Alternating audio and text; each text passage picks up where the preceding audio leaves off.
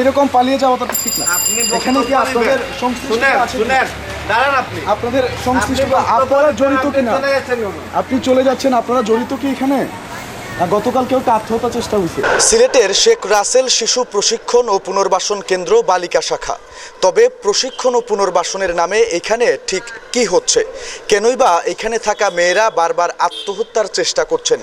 এ ব্যাপারে দায়িত্বপ্রাপ্ত কর্মকর্তার সাথে কথা বলতে চাইলে তিনি রীতিমতো অফিস ছেড়ে পালিয়ে যাচ্ছিলেন। কিন্তু কেন? সিলেটের শিবগঞ্জ লামাপাড়ায় অবস্থিত শেখ রাসেল শিশু প্রশিক্ষণ ও পুনর্বাসন কেন্দ্র। সমাজসেবা মন্ত্রণালয় ও অধিদপ্তর দ্বারা পরিচালিত এই বালিকা শাখাটি ঘিরে তৈরি হয়েছে রহস্য।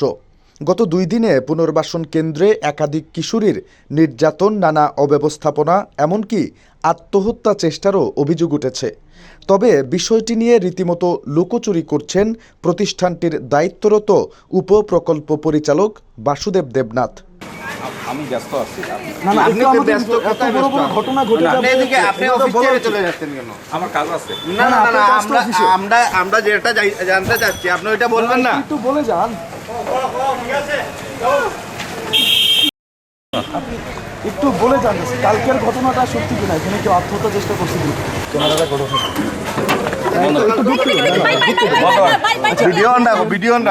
ঢুকতে দেন আমাদের সাথে। খোঁজ নিয়ে জানা গেছে, গত মঙ্গলবার রাতে 10টার দিকে কেন্দ্রের 3 কিশোরী নির্যাতনের কারণে আত্মহত্যার চেষ্টা করেন। স্থানীয়দের তৎপরতায় আত্মহত্যা থেকে বাঁচেন ওই 3 কিশোরী। এমনকি গতকাল বুধবার রাতে ওই কেন্দ্রের আরও এক কিশোরী আত্মহত্যার চেষ্টা করেছেন বলে জানা গেছে। 19 তারিখ রাইত হয়েছে 2 ফুটি লামছে, আবার পরশু দিন আবার 3 ফুটি লামছে। গ্রিল কাটিয়া তো ভিতরে আর হয়েছে, কালকে আবার ফাঁস লাগছে, খেতে বুঝছি না। তবে পুলিশ ও পুনর্বাসন কেন্দ্রের দায়িত্বশীলরা বলছেন এটি কোনো আত্মহত্যার ঘটনা নয়। ওই 3 কিশোরী পালিয়ে যাওয়ার চেষ্টা করছিল। এই ঘটনায় ওই কেন্দ্রের 5 জন স্টাফকে শোকজ করেছে বিভাগীয় সমাজসেবা কার্যালয়। কোনো অপ্রীতিকর কোনো ঘটনা ঘটে নাই। এর আগে যে 3টা আপনি কোথায় ছিলেন? আমি তো আমার বাসায় ছিলাম। মানে এরা বাড়িতে যেতে চায়, এরা তাদের নিজেদের বাড়িতে যেতে চায়। পরিবারের সাথে যোগাযোগ করার চেষ্টা করেছি, একজন গিয়েছে, আরও 3 জনকে একথা আগেও আমি বলছি। এদের পরিবার এখন পর্যন্ত খুঁজে পাইনি। সিলেট বিভাগীয় সমাজসেবা কার্যালয় জানায়, শিবগঞ্জ লামাপাড়ায় অবস্থিত ওই পুনর্বাসন কেন্দ্রে বর্তমানে 38 জন শিশু কিশোরী রয়েছে। 5 জন স্টাফ ও 1 জন উপপ্রকল্প পরিচালক মূল দায়িত্বে রয়েছেন। মূলত যাদের পরিবারে বাবা মায়ের বিচ্ছেদ, ভবঘুরে ও ঝুঁকিপূর্ণ শিশুদেরই এখানে ঠাঁই মেলে। বিভিন্ন সময় নির্যাতন ও পারিবারিক সমস্যার কারণে পুলিশের মাধ্যমে পুনর্বাসন কেন্দ্রে আসে শিশু কিশোরীরা। কেন্দ্রে থাকা কিশোরীদের অভিযোগ, পুনর্বাসন কেন্দ্রের দায়িত্বরতরা দীর্ঘদিন ধরে তাদের উপর শারীরিক ও মানসিক নির্যাতন করছেন। অনেক সময় তাদের সঙ্গে খারাপ আচরণ, অশ্লীল কথাবার্তা বলেন। অধিকাংশ সময় জামা কাপড়, খাবার, গোসলসহ প্রয়োজনীয় জিনিসপত্র পাওয়া যায় না। পরিবারের সঙ্গে কথা বলতে চাইলেও কথা বলতে দেওয়া হয় না। অনেক সময় করা হয় শারীরিক নির্যাতন, গালিগালাজ করা হয় মা বাবা তুলেও।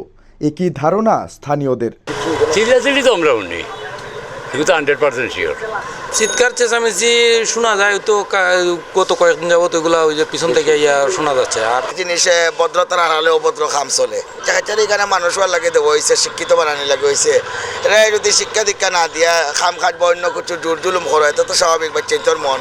সরেজমিনে দেখা গেছে, শিবগঞ্জ লামাপাড়ায় নূর মঞ্জিল 49 মোহনীর এই পুনর্বাসন কেন্দ্রটি 4 তলা বিশিষ্ট। বেশিরভাগ শিশু কিশোরীর চোখে মুখে ভয়ের ছাপ। পরে এসব বিষয়ে কেন্দ্রের উপপ্রকল্প পরিচালক বাসুদেব দেবনাথের সঙ্গে সরাসরি কথা বলতে গেলে তিনি তড়িঘড়ি অফিস ত্যাগ করতে চান। তবে এক পর্যায়ে সাংবাদিকদের মুখোমুখি হলেও মুখ খুলেননি ওই কর্মকর্তা। তার এমন আচরণ নানা প্রশ্নের জন্ম দিয়েছে স্থানীয়দের মধ্যে। বাগিয়া গেল কিছু ঘটনা আছে, নির্যাতন করে সরকারি মাস্টারও গল্প, সরকারি টিচারও গল্প, তারা কেন এটা এতিম বাচ্চান যারা নির্যাতন করতো কি তারা কি সম্পূর্ণ ও করছো ও সরকারি না সরকারি কেন নির্যাতন করতো? নির্যাতনের কারণে 3 কিশোরীর আত্মহত্যা চেষ্টার খবরের পরে দায়িত্বরত রিফা বেগম, কণিকা দে এবং রাবেয়া বেগম এর বিরুদ্ধে তাৎক্ষণিক প্রকাশ্যে অভিযোগ উঠলেও এখন বিষয়টি নিয়ে ভয়ে কথা বলতে রাজি হননি কিশোরীরা। স্থানীয় বাসিন্দাদের অভিযোগ, প্রায় সময় ওই প্রতিষ্ঠান থেকে মেয়েদের চিৎকারের শব্দ আসে, মেয়েরা কান্নাকাটি করেন, সেটিও দেখা যায়। বিষয়টি নিয়ে পুনর্বাসন কেন্দ্রের দায়িত্বরতরা লুকোচুরি করেন। এরকম প্রায় সময় এদিকে আটটিয়া গেলে মনে হয় চিৎকার শোনা যায়। পরশু দিন এর আগে সপ্তাহের ভিতরে 3-4বার হয়ে গেল ঘটনা। ওই ওগু আওয়াজ পড়তে হয়নি, তা উপদ্রব আরম্ভ হয়েছে। আজ কয়দিন থেকে 15-16 বছর থেকে একটা হয়েছে, কিন্তু এলা কোনো ঘটনা ঘটছে না। তখন দেখা যায় প্রায় হয়ে যায়। এ ব্যাপারে সিলেটের বিভাগীয় সমাজসেবা কার্যালয়ের উপপরিচালক নিবাস রঞ্জন দাস বলেন, এই ঘটনার পর আমি এই পুনর্বাসন কেন্দ্র পরিদর্শন করেছি। ইতিমধ্যে আমরা 5 জন স্টাফকে শোকজ করেছি। দায়িত্বপ্রাপ্ত কর্মকর্তা সকল অভিযোগ অস্বীকার করলেও স্থানীয় বাসিন্দা এবং ভুক্তভোগী মেয়েরা বলছেন, শারীরিক আর মানসিক নানা নির্যাতনের কারণেই তাদের মধ্যে বাড়ছে আত্মহত্যার প্রবণতা। দ্রুত এর সুষ্ঠু তদন্তপূর্বক যথাযথ সমাধানের দাবি সাধারণ মানুষের। নিবেন্দু তালুকদার, সিলেট ভিউ, সিলেট।